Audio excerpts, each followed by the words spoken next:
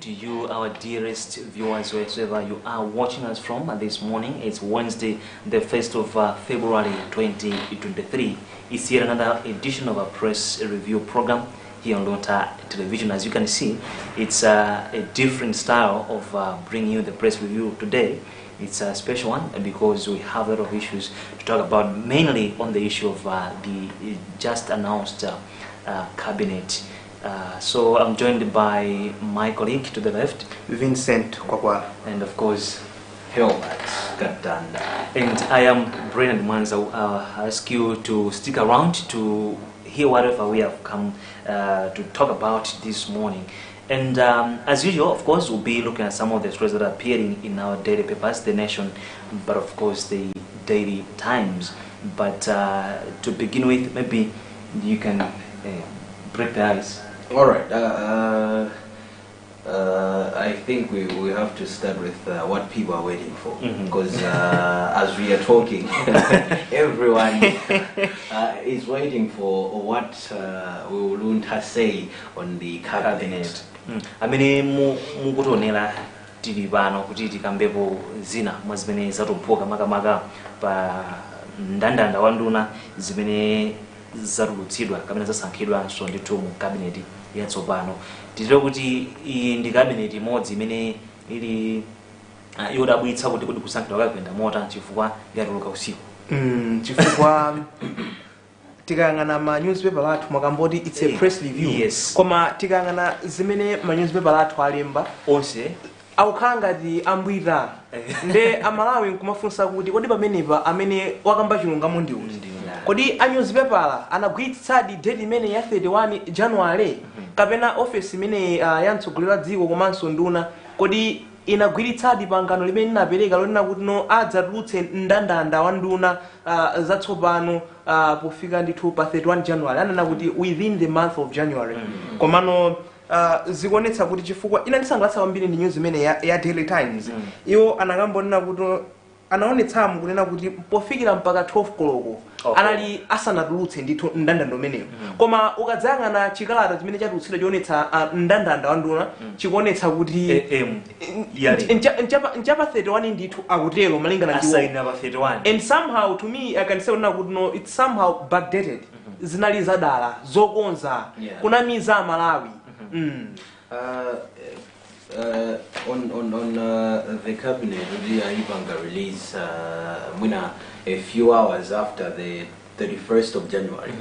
Tuona kuti kwambiri chimene yavuta ndi nthawi. Our newspaper, we all know what they go to press at around 2 that is masana ndi terminal. So ngati newspaper yalemba kuti January ends cabinet intact. Ndekuti panali ndithu kuthekera kuti there were some other stories omwe anayikidwaso kuti ngati achakwera tulutse cabinet yawo nthawi isintha. So they were waiting mpaka nthawi ya 12 o'clock and ndekuti apanga confirm nthawi ya 12 o'clock ifukwa sizikanatheka kuti apite ku press chamma 2 ndikukatsindika kuti ichakwera January ends cabinet intact kuti sana sinthe atapanga 2 o'clock zosatheka. That means they were sure komanda kuti after the 31st of January. In the second paragraph of the Daily Times there is a sentence which reads, Malawians had to wait until midnight only to see no white smoke from the State House conclave.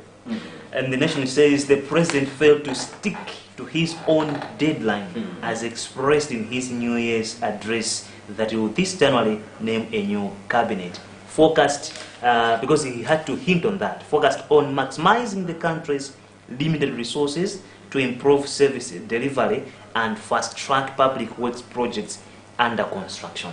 Yeah, they promised a lean cabinet. You got now there are two things, as you have pointed, say up to the midnight, the cabinet was not in place. And then we were expecting that at least maybe he's taking time to constitute a lean cabinet as he promised. All right. If the president had already made the list of new cabinet members before 12, nchifukwa chani anapanga release cabinet mochedwa anthu amene ali nkuthekera kuchita release chikalatawo. So izi ndizonena kuti asonkherana achakwera alipo pa kukanika kupanga meet deadline yomwe adayizikira okha ngati mwezi wa January. He was under pressure. The president was under pressure because tikayangana bwinobwino ndithu list yatsopanoyi muononena kuti no tikayangana the Tons Alliance ikuoneka kuti muli UTM and MCP members and amene apanga dominate mmenemu ndanzathu amene wa IMCP. Yeah, and of course we'll give the full list of the cabinet, but just to highlight a few points before I do that. Cabinet in a document ndaiona should be 20 minutes to 2. Document minute means dokoyambirira ma platform osanasiyana kuti tikudziwa kuti arankhani ndi ma platform amene makhulupirira kuti tikwanza kupeza information. First document yokamba za cabinet 20 minutes to 2 am yapa 1 February. So kuti yarutsidwa after mina akambira after midnight. Number 2, this cabinet imetokamba kuti lean. We can use the so-called in quotes lean because we are talking about 27 members in the cabinet. Now ndi modzi mwa cabinet imene mwina ambiri sanayembekezera chifukwa daonjezeramo some few faces. Kwambiri of interest ndi someone from DPP. Owen Jomanika. Yes, he's from opposition, but he has been included as the deputy minister of should be local government, unity and culture should be. So it's somehow interesting, and when I forty gamba za unity, muna sakaso kuti balance. I say that. To me, I can say that it's not balancing per se, but they are trying to frustrate the DPP because mukazamona Chomanika mene amaimira parliament. Yes. Ndi munthu amene ena feti matika khati mangana kuti komapo genius. He is a genius. And tikati timunguze bwinobwino ndithu Chomanika kuyambira kale lonse ndi munthu amene amati akayima parliament amalankhula zinthu zogwira mtima, zinthu zenizeni zonena kuti izizi nzofunikira kuti aphungu azilankhula nyumba. Straight to the point. Sabi Samau, and he's a man of substance. Maybe you can just give us an overview what is or who is in the cabinet. We know that Honorable Kariati are out of the cabinet, Honorable Gazavo, Honorable Tambo, all those are out of the cabinet. who and who are in this new cabinet? All right, here's the list of the full cabinet. The President of the Republic of Malawi is none other than Dr. Lazarus Chakwera, and the Vice President is none other than Dr. Saulos Chilima. And on the Minister of Finance and Economic Affairs, Sosten Gwengwe has maintained that position, and the Minister of Foreign Affairs is Honorable Nancy Tembo. She has also maintained the position. Minister of Agriculture is Sam Kawali, MP, who has also maintained his position. And Minister of Natural Resources and Climate Change is now Honorable Michael Usi, who was Minister of Tourism. Tourism rather. And on Minister of Local Government, Unity and Culture, there is Honorable Richard Chimwendo Banda. I mean, Aipadikis. Yeah, they have made two ministerial positions. Not just two. Minister of Local Government, there would be also Ministry of Unity and Culture. So Aipadikis are the two other. So this ministry is being headed by Honorable Richard Chimwendo Banda, who was the Minister of Youth and Sports. Honorable Titus Mvaro is also the Minister of Justice. He has maintained the position, and Minister of Homeland Security is Honorable Ken Zikalingoma, a new face in the cabinet. Yes. All right, the Minister of Health is none other than Kumbidze Kandodo Chibonda, who was the previous Minister of Health. And on the Ministry of Trade and Industry is being headed by Simplex Chichora, another new face in the cabinet.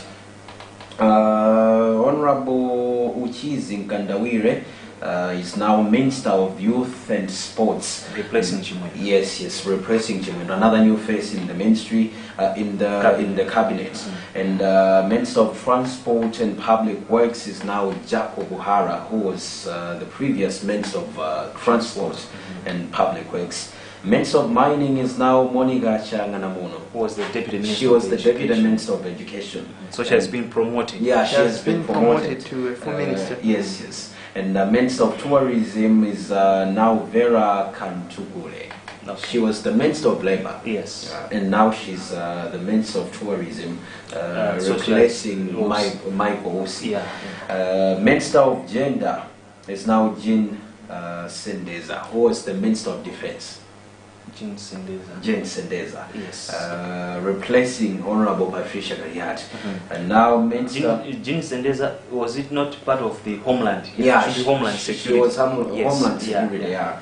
And Minister of Defense is now Harry Nkandawire. Yes. Okay, so Harry Nkandawire has taken the full ministerial position on the defense. On the defense. Because previously it was headed by the President himself. Yes. So he has taken the full ministry. Yes. And on the Ministry of Energy is being headed by Ibrahim Matola, the famous Matola. And Ministry of Lands is being headed now by Deus Kumba. Now he has been given full portfolio. Yeah. Yes, now he's a full minister, not the deputy. Okay. And Minister of Information is now Honorable Moses Kunkulu, replacing Kazako. And all right, Deputy Minister of Local Government, Unity and Culture is Owen Chomaniga, MP, who is from the opposition side, and Deputy Minister of Health is Honorable Alima Dawood, and Deputy Minister of Education is Honorable Nancy Chaolamdogo, MP, and Deputy Minister of Water and Sanitation is Honorable Lillian Kankogwe Chapota. So that means the Ministry of Water and Sanitation is being headed by the Honorable Abida Mia. She has maintained her position. Kuonjezera mwamaliza listi ndio kuti kuonjezera wamene anachotsedwa tukamba za Honorable Galiati, Honorable Kazako, Honorable Mtambo, Honorable Mgaga, Honorable John Bande, amene anali deputy wa Abida Mia, Honorable Zakatonga Pire Trade and Industry, onsewa Ajotsidwa. My annually David Minister wa gender. Nkosanko.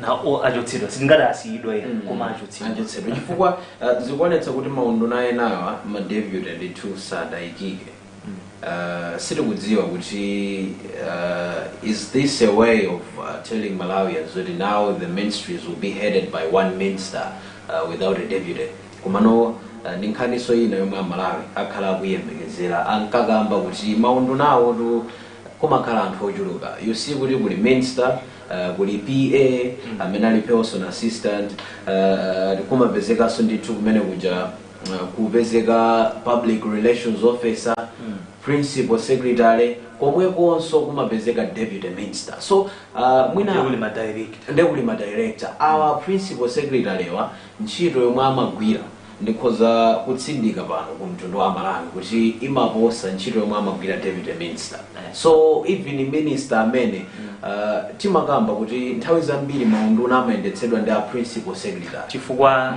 a minister amangomva zothaita zimene anyamata background achita ngati ukayendera zina zake ndiye kuti ma PS ma directors apangakali ntchito yayikulu agwira ndithu to bring minister ndi deputy wake ndingati kuononga ndalama chifukwa it's like kuti tapeza anthu awiri oti adzikayendera kukayendera ngati project yokumba mkhuti yatheka ndekuti apita deputy akamakayendera project yokumba manda ndekuti apite a minister woyambawo so ndinkhani yonena kuti kwambiri kwinaso mapezeka kuti onse apita onse kwina. But do you see this as a performing cabinet? Well, my opinion would be there are still some crooked ministers in the list of new cabinet ministers. Tigambe pano kuti awa amarola. I wasn't expecting the president, Dr. Lazarus Chakwera, to throw him back to ministry yake ya energy. Magetsi akuzima, madzi akuvuta. On top of that, kugamba kuti amarola adakuitsa mtundu wa Malawi poti nena tonse kuti ndachule moti tili pano akuti tili m'madzi amarola ndithu amene so I wasn't expecting Dr. Lazarus Chakwera to bring him back achimwendo banda ndi mmodzi ndithu mwa nduna zinaso zomwe sindimayembekezera kuti angakhalenso pa list so mwachidule ambwira aphonya tikambe kuti mbali ina ayeserako koma mbali yayikulu alakwira Malawi ataita simvalo si omwe ananama ku parliament nkhani ya Mai Martha Chizuma so why bringing him back a liar ndimene tikuchezera katikati ma press review ya lero lachitatu pa 1 February 2023 mwachidule tikungonikako cabinet imene yalengezedwa kumene imene ndithu muli mamembala okwana 27 nduna zimene a president azisankha kuti zikhalenso zikutsogolera zikuthandizana nawo ntchito zotumikira Amalawi. Tikambe pano kuti cabinet imeneyi adale kuti ikhala yochepa ndipo yachepetsedwa kuchoka pa almost 31 nduna zimene zakhala zilipo kutengera kuchitsidwa kwa vice president ngati minister wa public service reforms ndi zina anatsala 31 komanso kuchitsidwa kwa minister of lands Akezi Msuku ndoti anatsala 30 since kuti anatsala 30 ministers ndipo pa 30 po kuchepetsa kwake kusonza kuti atsapo anthu atatu okha ena kulokodziwa masamu akuti ndito achepetsa nduna ya cabinet ndi 13% ndito achepetsa nduna 13 pa 100 ndi masamu ake tikhozotera so awu masamu komano kuti iyi tingaite kuti ndilini cabinet ena mpaka nthuko yakho kuti ndiye kuti sizi kutanthauza zeni kenikeni kamene mwina anthu tingalozi kuti ayi ndi cabinet yachepetsedwa tiyembekezere zotani mwina kuti titsogolo kuti inde timembeze kuti khayo chepa koma isiyo chepa tisabise pano tisabise mawu siyo chepa tiyembekezere performance yawo kuti anthandiza dziko mwina kupita chitsogolo kulankhula mosapyatira kulankhula mosabisa mawu. This is a shabby cabinet and I'm not seeing this cabinet performing to the best to the expectations of Malawians because akangati kuti sana yangane my expertise ya anthu ena ake angwala kwira kwachotsa kwina ukayika kwina talking about Michael Us, he was better off ku tourism izi zimene achitazi aphonya president ambwira menda kambira mubwereza mucho nina kuti no zimene achitazi ankhangati angomuphoda ndi chomwe chija chimene chinalipo chija angochipentapenta ubweretsamo nkhope zingapo za anthu ena achilendo koma tivinabe kulemwe ucha. And if Honorable Richard Chimwendo Banda was once replaced from the Ministry of Homeland Security to head the Ministry of Youth and Sports, why replacing him now again to head the Ministry of local government, unity and culture? Kodi tizinena kuti Chimwendo Banda wande kuti akuchita deliver kwambiri maundunawa kapena akulephera, nde that's a way of keeping him in the cabinet. Chifukwa pena pako mati ukadzayang'ana ndithu mndandanda wa ndunazi nkumazaona kuti kodi a president ndi anthu ena amathandizira ngati analipo ena amathandizira amayang'ana chani akamasankha munthu ngati ameneyo. Ndipo sitikutha kumvetsa kuti a president athu decision yawo yosankha nduna amagwiritsa ntchito zinthu zotani. Nthawi ijayi it was a family cabinet, anthu tinadandaula tidawinyawinya ndithu pa mawayilesi akanema angapo kuti a president zomwe mwachita nkutenga anthu amudzi mwanu, anthu ndithu ochoka nawo kumodzi kapena anthu achipani chimodzi, ndikuona kuti mwasankhe nduna. Now tukamba kuti those people who are affiliated to the Malawi Congress Party, in which Chakwera is the president, are still in the cabinet. Angochotsapo mwina ankaka chifukwa choti mwina akadati awasankha ankaka ulendo uno anthu tikadapita ku State House, akadati awasankha akazapo anthu akadapita ndithu kukamacha, komano anthu oti amafunika wena achoke ali momwemo. Koma moti mukhulupirira kuti akunkuyu abweretse kusintha ndithu ku nduno mene. Akunkuyu, he has once served in the public service, so I don't know. And anakhala kusonduna ndunake somwewo and ndikhonza kufotokozaso kuti analiso munthu mmodziso onamiza kwambiri Malawi. Right, because of time I think we have to move on and be wrapping up soon, but on the front page of the Nation newspaper there is another story that was so interesting yesterday, that opposition MPs had to march kuti apeze chilungamo chokhudza AIP. Anamacha ndithu kuti ifeyo tikufuna fertilizer amene mukusunga ku SFFRFM kuno kuchilimba mutulutse mumakwathumu mukusowa fertilizer. And lucky enough almost 3,000 metric tons were released kuti apite ndithu madepot amene ma MPO anaona kuti akufunikira fertilizer. Tinene kuti ngati dziko tizitadikira kuti timache nde chinali chichitika zinthu zilipo. Ndi zamanyazi kunena kuti boma la tonse limafuna kugwedezedwa kuti lichite chinthu chifukwa zatengera ma MP amenewa kukachita mbindikiro meneyo kuti apange lilizi fertilizer ayo analipo funso nkumati samampanga lilizi chifukwa chani. Tikangana chimanga chathu mmene chilili m'mindamo upeza kuti chimanga china mpaka chambo masula, koma anthu kopeza fertilizer kufika tsiku la lero sakudziwa. Even ena fertilizer okulitsa amene sanathire sanampeze zomvetsa chisoni ndithu koma tiyamikire kuti pamene popo ma MP ngati atsogoleri anthu anaona chofunikira kwambiri kuti atengepo step kuti chifukwa tu kunavuta kulolera kukhala mumvula kuti zofuna zawo zikwanitsidwe lucky enough ndithu zinakwanitsidwa. Right, and moving on to the back pages of the daily papers. On the back page of the Nation newspaper, Bingu Stadium passes CAF test to host AFCON qualifier against Egypt. The Confederation of African Football CAF has approved Bingu National Stadium to host the upcoming 2023 Africa Cup of Nations AFCON qualifier between the Flames and the Pharaohs of Egypt. The match is scheduled for between March 26th and 28th.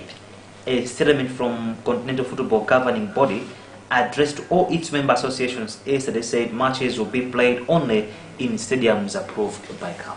Yeah, I think that will be the first task for the new Minister of Sports. When they say to Kubanga visit Malawi, go to the Gaesema Stadium, if aliwenera kutapange host ma international games ngatamene, we shouldn't panic. Tizichirodziwa zoti apo Malawi kuno ndikotheka tili nazo kumosati kambeni kaye mwachikula pa Bingu Stadium chifukwa choti kubwera akafa kudzayendera iyayi isamatero. We need to be sure kuti akati Bingu Stadium ipanga hosting ngakhale akati let's keep the standards always. English Premier League.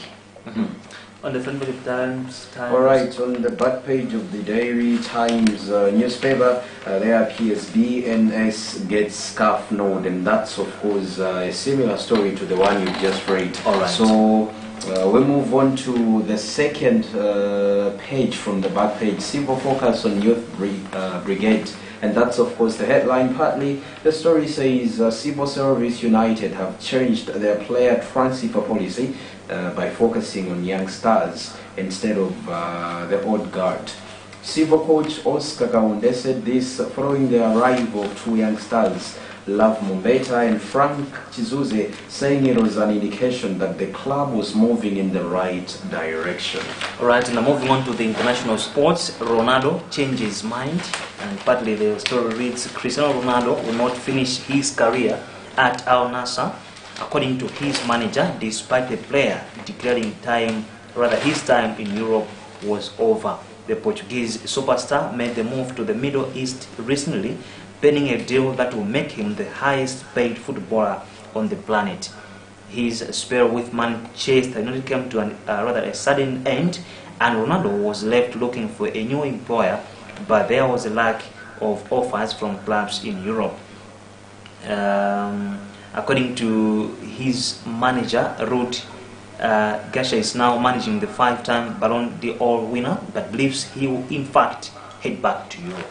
Alright, Ronaldo still has dreams to achieve.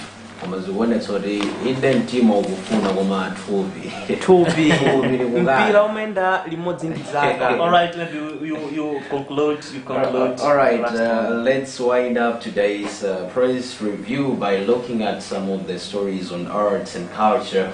On arts and culture page in the Daily Times newspaper, there are two stories on this page, and one of it being Chance to Shine at Tukutane Dar in Tanzania, and that's of course the headline. Partly the story says a project that marries artistic elements such as film, fashion, photography and storytelling, curated by the country's artist, led by model Kitumile Kawidima, is to be showcased at Tukutane Dar in Tanzania. Tukutane Dar is a premier arts festival held in Dar es Salaam in Tanzania, and this year it runs from today through February 5th. And on the virtual, another story says virtual artist brings Wala Fabrics model, and that's of course the headline. Okay. Partly the story says Branta-based virtual artist Elias Singano, who specializes in batik and technique